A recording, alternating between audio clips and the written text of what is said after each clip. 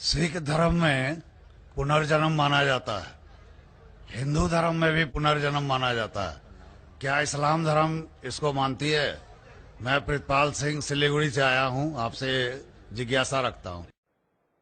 भाई साहब ने सवाल पूछा है कि सिख धर्म पुनर्जन्म में मानता है, हिंदू धर्म मानता है, क्या इस्लाम धर्म मानता है। भाई साहब आप लेट आए सर इधर? नहीं, आप सवाल जो आपके पहले सेशन से है क्या? आपने तकरीर में इसका जवाब दे दिया है, लेकिन फिर भी जिज्ञासा है।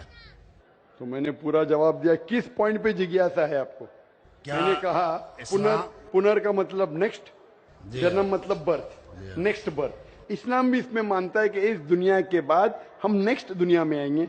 ये वेद कहता है, इसमें मुझे कोई डाउट नहीं, कोई शक नहीं। लेकिन ये जो वजूद में आया संस्कारा, इसका जिक्र वेद में नहीं है। ये हिंदू पंडितों ने कहा संस्कारा के बारे में, क्योंकि वो ये नहीं समझा सकते थे कि लोग क्यों गरीब पैदा होते, क्यों लाचार पैदा होते, क्यों कंजेनिटल हार्ट से। तो ये नहीं पता होने की वजह से फिलॉसफी वजूद में आई। लेकिन वेद में सिर्फ लिखा है पुनर्जन्म, जो कुरान में लिखा है, सिख धर्म में लिखा है, मुझे कोई एतराज नहीं। लेकिन ये मानना कि बर्थ फिर डेथ फिर बर्थ फिर डेथ फिर बर्थ फिर डेथ, ये साइंटिफिकली मुमकिन ही नहीं है। I can give you another quotation why it's not possible. आप समझ रहे ना? तो किस लॉजिक पे आप संतुष्ट नहीं है? मैं आपसे ये जानना चाहता हूं कि जैसे सिख धर्म में ये माना जाता है कि किसी व्यक्ति की मृत्यु हुई है, वो कहीं ना कहीं फिर जन्म लेगा। क्या इस्लाम इसको मानती है? नहीं, कहीं ना कहीं ने सिर्फ एक जगह लेंगे, आखिरी नेक्स्ट जिंदगी। और यही सही मानों में वेद में लिखा है, पुनर्जन्म नेक्स्ट जिंदगी। कहीं ना कहीं यहां पैदा हुआ, अमेरिका में करेंगे बिल्कुल, किधर भी वेद में नहीं लिखा है। वेद में कहीं नहीं लिखा है। ये पंडितों ने अपनी तरफ से पेश किया है। पुनर्जन्म जो कुरान में है और वेद में है, उसके मानी नेक्स्ट लाइफ, ये हम मानते हैं। लेकिन कहीं ना कहीं यहां लेगा नहीं, एक ही जगह आखिरत में। और क्योंकि साइंटिफिकली ये लोग जो कहते संस्कारा, क्या आप अच्छे काम करेंगे तो आप स्वर्ग में जाएंगे, अच्छे काम करेंगे तो अगले जन्म में आप इंसान बनेंगे, बराबर कि नहीं? स्वर्ग में जाएंगे तो आने की जरूरत क्या फिर? स्वर्ग में रहना अच्छा ना, धरती पे क्यों आएंगे फिर? कुछ मतलब में स्वर्ग में जाके फिर वापस आते। अगर स्वर्ग में जाके इनाम मिल गया तो यहाँ वापस क्या आते? अगर नरक में गए तो वापस यहाँ जिंदगी में आके फायदा क्या? अगर आपको सजा मिल गई तो यहाँ फिर आप आके क्यों कुत्ता बिल्ली बनते? अगर आप देखेंगे आज दुनिया में क्राइम बढ़ रहा है क्या घट रहा है? बढ़ रहा है। बढ़ रहा है, आप मानते ना? मैं भी मानता हूँ। ये जो फिलोसफी संस्कारा की, अगर बुरे काम करेगा इंसान तो अगले इसमें वो बनेगा लेस, अच्छे काम करेगा तो बनेगा इंसान। क्राइम जब बढ़ रही है, इंसान की तादाद बढ़ रही है क्या घट रही है? मेरे समझ से तो घटनी चाहिए, लेकिन नहीं घट रही है। उसका मतलब लॉजिक गलत है ना आपकी? जी हाँ, बराबर। तो ये लॉजिक है ना, आप मान गए तो कबूल करो। अभी जो पुनर्जन्म है वेद में, सिखिज्म में, इस्लाम में यकसा है। क्या अगले बार जिएंगे, एक बार मरेंगे, अगली बार आपका हिसाब किताब होगा, डे ऑफ जजमेंट। और फिर आप हिसाब किताब के हिसाब से जैसे आपने अमाल किए, जैसे आपने कर्म किए इस दुनिया में, उस तरीके से आप स्वर्ग या नरक में जाएंगे। Hope the answer the question. अब हम चलते हैं माइक नंबर 3 पर। वहां पर अगर कोई गैर मुस्लिम भाई मौजूद हैं तो अपना सवाल कर सकते हैं माइक नंबर 3 से। আমি গৌতম কুমার সিংহ বলছি, বসরা থেকে এসেছি, উত্তর দিনাজপুর জেলা করণদিঘি থানা থেকে। আমার প্রশ্ন হচ্ছে, মুসলমান হলে কি গোমাংস খেতেই হবে? মানে ব্যাপারটা হচ্ছে, এই প্রশ্নটার উত্তর আমি আগে পেয়ে গেছি। দ্বিতীয় প্রশ্ন হচ্ছে, মুসলমান হলে কি খাতনা করতেই হবে? যদি না খাতনা করি এবং গোমাংস খাই, তাহলে কি মুসলমান হতে পারবো না? उनका सवाल था कि अगर कोई मुसलमान हुआ तो उसके लिए क्या गाय का गोश्त खाना जरूरी है? एक सवाल। और दूसरा सवाल उनका था कि मुसलमान होने के बाद क्या उसको खतना करना जरूरी है? ये दो सवाल। मैं बंगाली नहीं जानता हूं, लेकिन सवाल समझ गया। স্যার আমি खतना বাংলায় समझ বলছি। गया, गाय गोश्त समझ गया। मेरे बंगाली टीवी के ऊपर डबिंग आती, लोग समझते बंगाली जानता हूं मैं, लेकिन ये सवाल समझ गया मैं, अल्हम्दुलिल्लाह। भाई साहब का सवाल है कि मुसलमान बनने के लिए क्या गाय का गोश्त खाना जरूरी है और खतना करना जरूरी है क्या? ये पहला सवाल मैं जवाब दे चुका हूं कि गाय का गोश्त खाना फर्ज नहीं है। अगर आपको पसंद है तो खा सकते हैं, नहीं पसंद तो नहीं खाइए, फर्ज नहीं है। आप एक 100% अच्छे मुसलमान बन सकते शाकाहारी होने के बाद भी, फर्ज नहीं है। जहां तक कि दूसरा सवाल है कि खतना करना जरूरी है, खतना करना एक अहम सुन्नत है, सुन्नत मौक़िदा है, अच्छी बात है। लेकिन अगर कोई ये कहता है कि अगर मैं खतना नहीं करूं तो मुसलमान बन सकता हूं, हाँ बन सकते हैं। खतना करना अच्छी बात है, उससे कई फायदे हैं। मैं मेडिकल डॉक्टर हूं, उससे कैंसर ऑफ पीनस नहीं हो सकता है, उसमें फाइमोसिस नहीं हो सकता है, कई अच्छी चीजें हो सकती है, कई फायदे हैं। लेकिन फिर भी अगर कोई इंसान डरता है और कहता है कि मैं खतने की वजह से अगर इस्लाम नहीं कबूल करना चाहता हूं, क्या मैं इस्लाम कबूल कर सकता हूं? कर सकते। आप विदाउट खतना करके भी इस्लाम कबूल कर सकते, कम अज कम इंशाल्लाह शिर्क से बचेंगे। भाई साहब, क्या सर? आप क्या इस्लाम कबूल करना चाहते? सर हम सोचेंगे सर। सोचेंगे? है सर। सोचिए, और जब यकीन आ जाएगा खुदा एक के। अब हम चलते हैं माइक नंबर 4 पर। अगर वहां पर कोई गैर मुस्लिम खातून आई हैं तो सवाल कर सकती हैं। डॉक्टर साहब, मैं ये पूछना चाहती हूँ कि आजकल वास्तुतंत्र के हिसाब से घर बनाना बहुत कॉमन हो चुका है, तो ये कितना दूर सही है या गलत है? बहन का सवाल है कि वास्तुतंत्र के हिसाब से घर बनाना कितना सही है। ये एक साइंस है जो अभी ज्यादातर फेमस हो, पहले फेमस नहीं था। कैसे दिशा में रखेंगे तो यहाँ से हवा आएंगे। अगर आप ये साइंटिफिक लेंगे और साइंटिफिक फायदा होता है, क्या खिड़की अगर इस दिशा में, इस दिशा से हवा आ रही है, ज्यादा सर्कुलेशन, कोई हर्ज नहीं। लेकिन अगर दीनी एतबार से बनाएंगे, ऐसा बनाएंगे तो जिंदगी अच्छी होगी, तो ये गलत है। अगर आप साइंस के मुताबिक लेते हैं कि इससे सर्कुलेशन, तो कुछ चीज सही है, कुछ चीज गलत है। तो अगर आप साइंस के मुताबिक लेते हैं कि ऐसा करने से हवा ज्यादा आ सकती है और आपका सर्कुलेशन ज्यादा बढ़ेगा, कोई हर्ज नहीं। लेकिन ये सोचे कि ऐसा बनाएंगे तो जिंदगी अच्छी होगी, ऐसा बनाएंगे तो जन्नत में जाएंगे, तो घर कैसा भी बनाओ, जन्नत में जाने के लिए कुरान के ऊपर अमल करना चाहिए। अगर साइंटिफिकली कुछ फायदे होते हैं आपकी जिंदगी में रहने के लिए, कोई एतराज नहीं। लेकिन ये सोचेंगे कि आखिरत में आप जन्नत में जाएंगे इसके वजह से, तो ये विश्वास बिल्कुल गलत है। एक बार मैं फिर वाज़ह कर दूं, अपना नाम और अपना प्रोफेशन सवाल करने से पहले ज़रूर बताएं। अब हम फिर लौट आते हैं माइक नंबर 1 की तरफ। माइक नंबर 1 पर अगर कोई गैर मुस्लिम भाई हैं तो अपना सवाल कर सकते हैं माइक नंबर 1 से। पहले मैं आपको प्रणाम करता हूं, मेरा प्रणाम को आप स्वीकार करें। किशनगंज की पावन धरती पे आप आए हैं, आपका अभिनंदन है, स्वागत है। मैं क्वेश्चन करने से पहले एक बात बता देना चाहता हूं कि मेरा नाम है मनीष कुमार जालान, मेरी प्लाईवुड की फैक्ट्री है और उसमें हम 3 पार्टनर हैं, एक मुस्लिम पार्टनर भी उसमें है। मेरा बिजनेस 18 साल से उनके साथ है। कभी धर्म के कारण कभी कोई कंट्रोवर्सी हमारे बीच में नहीं आई है और भगवान के आशीर्वाद से मैं चाहता हूं कि आगे भी नहीं आएगा। मेरा प्रश्न आपसे है कि सनातन धर्म और इस्लाम में क्या समानता है, उसके बारे में मुझे थोड़ा सा क्लियरिफिकेशन। भाई साहब का सवाल है कि उसकी प्लाईवुड की फैक्ट्री है, 3 पार्टनर, एक पार्टनर मुसलमान है, कभी भी कंट्रोवर्सी नहीं है और इंशाल्लाह नहीं आएंगी। उनका सवाल है कि सनातन धर्म और इस्लाम में क्या यकसानियत है, वो जानना चाहते हैं। हिंदू मजहब की सबसे अहम किताब है वेदा।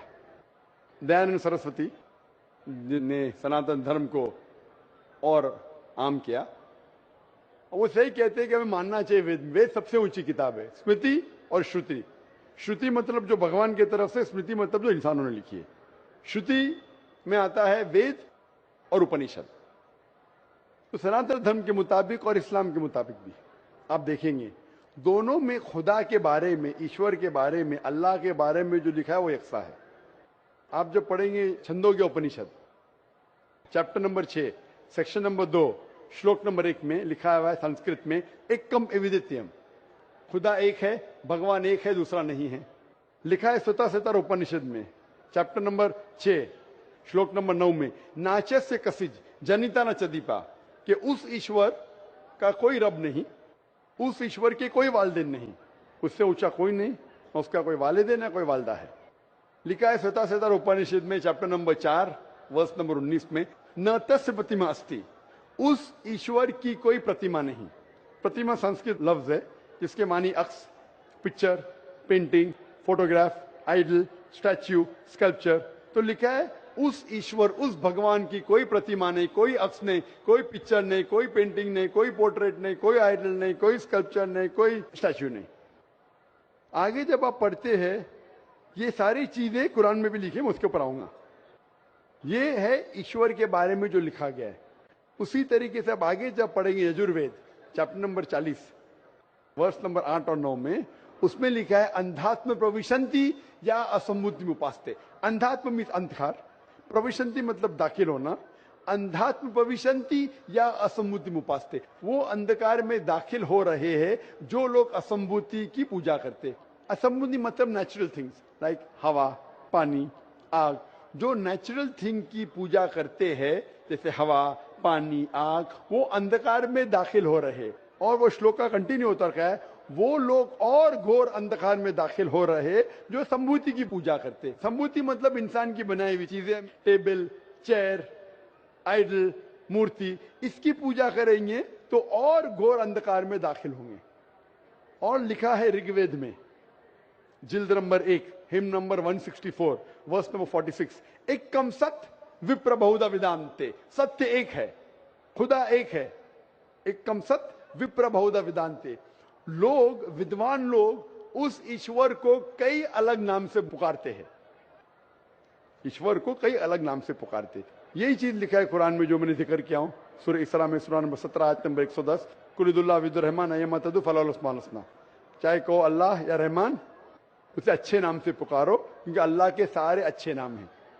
लेकिन ऐसी कई मिसाल दी गई। ऋग्वेद आप पढ़ेंगे, ऋग्वेद जिल्द नंबर 2 चैप्टर नंबर 1 श्लोक नंबर 3 में पढ़ेंगे। उसमें एक एट्रीब्यूट दिया गया है ब्रह्मा। ब्रह्मा कहते हैं बनाने वाले खुदा को, ब्रह्मा कहते बनाने वाले खुदा को। हमें कोई एतराज नहीं अगर कोई कहता है कि ईश्वर बनाने वाला है, उसका तर्जुमा करते अरबी में हो जाता है खालिक, हमें कोई एतराज नहीं।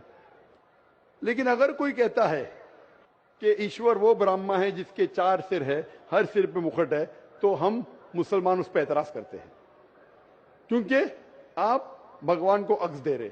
और आप Yajurveda chapter number 32 shloka number 3 के खिलाफ जा रहे। ना तस्य प्रतिमास्ति, उस ईश्वर की कोई प्रतिमा नहीं। आपने प्रतिमा दिया तो गलत किया। इसी तरीके से आगे आप पढ़ेंगे, लिखा हुआ है ऋग्वेद में किताब नंबर 6 हिम नंबर 46 श्लोक नंबर 16 में, या एक मुश्ती ही, भगवान एक ही है, सिर्फ उसकी तारीफ करो। और ब्रह्म सूत्र हिंदुइज्म का है, एक कम ब्राह्म द्योत्या नास्ते नैना नास्ति किंचन। भगवान एक ही है, दूसरा नहीं है, नहीं है, नहीं है, जरा भी नहीं है, सिर्फ एक खुदा है, उसके अलावा कोई नहीं है।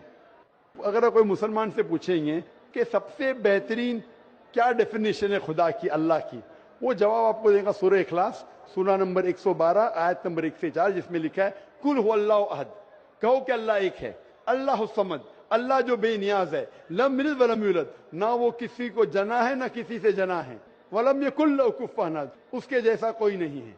ये 4 लाइन का डेफिनेशन है कुरान मजीद में सूरह इखलास सूरा नंबर 112, जिसमें अल्लाह ताला फरमाते कुल हुवल्लाहु अहद, कहो कि अल्लाह एक है, अल्लाह समद, अल्लाह जो बेनियाज है, लम यलिद वलम यूलद, ना वो किसी को जनता है ना किसी से जना है, वलम यकुल लहू कुफुवन अहद, उसके जैसा कोई नहीं। अगर कोई भी चीज को आप कहते हैं खुदा है, भगवान है, ईश्वर है, अगर ये 4 लाइन के डेफिनेशन में उतरता है, हम मुसलमान को कोई एतराज नहीं मानने के लिए कि वो ईश्वर है, कि वो खुदा है। तो ये सनातन धर्म के खुदा एक है, उसका कोई अक्स नहीं, हूबहू मिलता है कुरान मजीद से। लेकिन मैं एक स्टेप आगे जाता हूं, यहां तक के तो सही है, दयानंद सरस्वती ने कहा ईश्वर के बारे में, मैंने मान लिया। मैंने थोड़ी और रिसर्च किया। मैंने कहता हूं मैं दयानंद सरस्वती और विद्वान हूं, और रिसर्च किया। रिसर्च में लिखा है वेद में, पुराना में, कि एक आखिरी अवतार आने वाले हैं। इसका जिक्र दयानंद सरस्वती ने नहीं किया। क्यों नहीं किया मैं जानता नहीं, लेकिन लिखा है भविष्य पुराना, मतलब जो भविष्य के बारे में आपको कह रही है। अगर आप पढ़ेंगे वेद और भविष्य पुराना और बाकी पुराना, कई जगह आखिरी पैगंबर मोहम्मद सल्लल्लाहु अलैहि वसल्लम का जिक्र है। मैं पूरा तफसीर से हवाले दूंगा तो आसान होगा। आप पढ़ेंगे भविष्य पुराना पर्व 3 खंड 3 अध्याय 3 श्लोका 5 से 8 तक, इसमें मोहम्मद सल्लल्लाहु अलैहि वसल्लम का जिक्र है। आगे पढ़ेंगे भविष्य पुराना पर्व 3 खंड 3 अध्याय 3 श्लोका 10 से 27 में मोहम्मद सल्लल्लाहु अलैहि वसल्लम का जिक्र है। अगर आप पढ़ेंगे अथर्ववेद किताब नंबर 20 खंड नंबर 127 श्लोका नंबर 1 से 14 में मोहम्मद सल्लल्लाहु अलैहि वसल्लम का जिक्र है। इसे कहते कुंटब सुक्तात। अगर आप पढ़ेंगे ऋग्वेद किताब number 1 chapter number 53 shloka number 9 में मोहम्मद सल्लल्लाहु अलैहि वसल्लम का जिक्र है। कई जगह पे उनका नाम से जिक्र है और बड़ी तफसील से जिक्र है कल की पुराना में। कल की पुराना चैप्टर नंबर 5, 7, 9, 15 यहां पढ़ेंगे। इसमें लिखा है कि कल युग मतलब आखिरी युग में आएंगे आखिरी अवतार। अवतार जैसा मैंने कहा का मतलब नहीं कि भगवान नीचे आना। अवतार एक संस्कृत वर्ड है जिसका मानी अवत्र मतलब खुदा ने भेजा। खुद खुदा नहीं आ रहा है, it belongs to God, not God himself. इसीलिए इसका कॉन्सेप्ट है मैसेंजर, पैगंबर। तो कल युग में कल की अवतार आएगा। उसके बाप का नाम है विष्णु यास।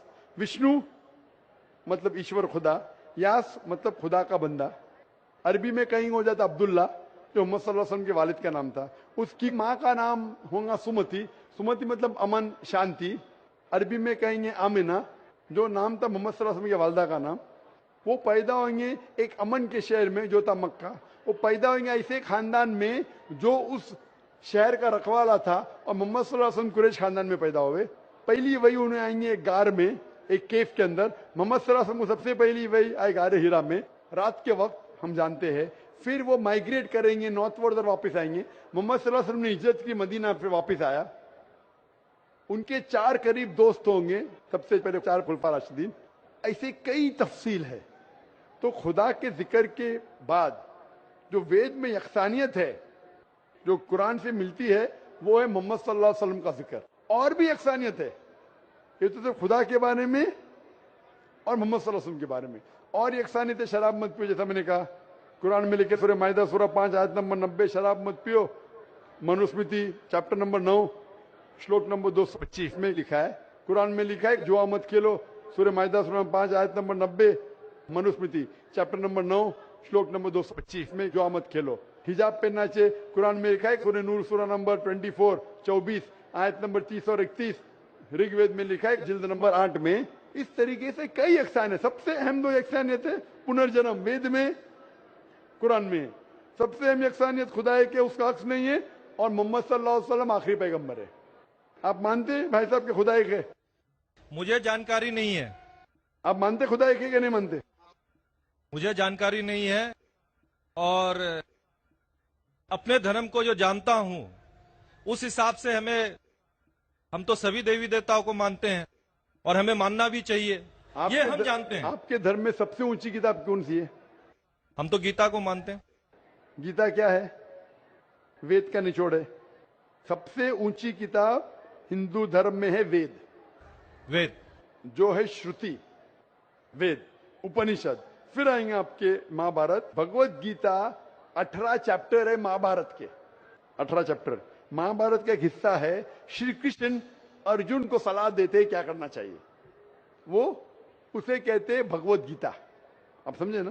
कहते हैं ये निचोड़ है वेद का, लेकिन वेद तो पहले समझो आप, बराबर ना? तो वेद में जब लिखा है इतना खास तौर के भगवान एक है, तो आप क्यों इतने देवी देवता में मानते नहीं? ये तो आपको तहकीक करना पड़ेगा ना। तो मैं जो कह रहा हूं उसे लिखिए या ऑलरेडी अवेलेबल है किताब में।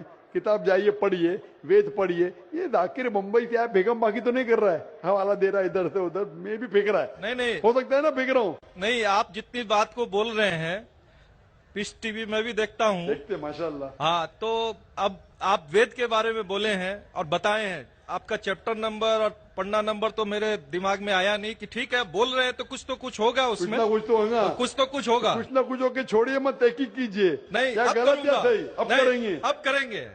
कितने दिन में कंप्लीट करेंगे? 1 हफ्ते में कर लूंगा, कोई बड़ी बात थोड़ी। 1 हफ्ते में मैं आपके पार्टनर से पूछूंगा।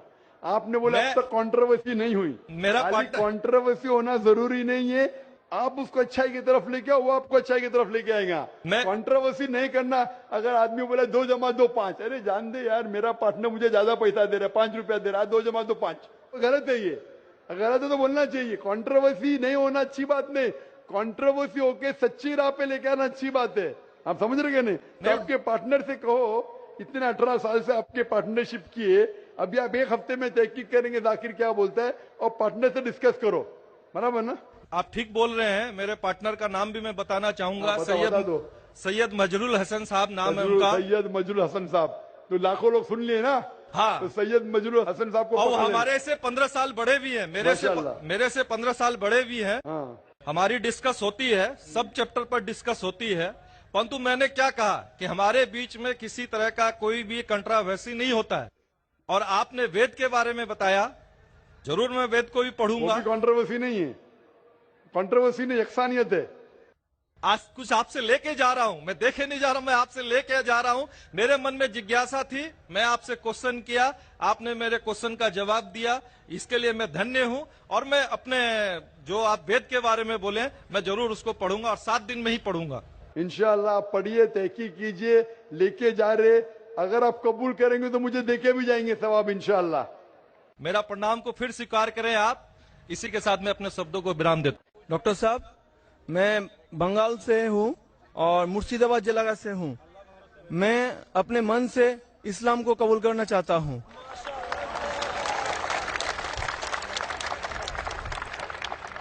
माशाअल्लाह। अल्लाह सुब्हानहू व तआला कहते हैं, इज़ा जा नस्रुल्लाहि वल फतह वरअयतन नास यदखुलून फी दीनिल्लाहि अफ़वाजा फसब्बिह बिहम्दि रब्बिका वस्तगफिर इन्नहु कान तव्वाबा। आप देखेंगे लोग फौज दर फौज अल्हम्दुलिल्लाह इस्लाम में दाखिल हो रहे हैं और हम अल्लाह सुब्हानहू से दुआ करते और इस्तिगफार करते। और ये आप देख रहे नज़ारा माशाअल्लाह हिंदुस्तान में किशनगंज की सरजमीन पे माशाअल्लाह। भाई साहब, आप एक खुदा में मानते हैं? मानता हूँ। आप मानते हैं कि बुत परस्ती गलत है? गलत है। आप मानते हैं मूर्ति पूजा गलत है? गलत है। आप मानते हैं कि मोहम्मद सल्लल्लाहु अलैहि वसल्लम आखिरी पैगंबर है? मानता हूँ।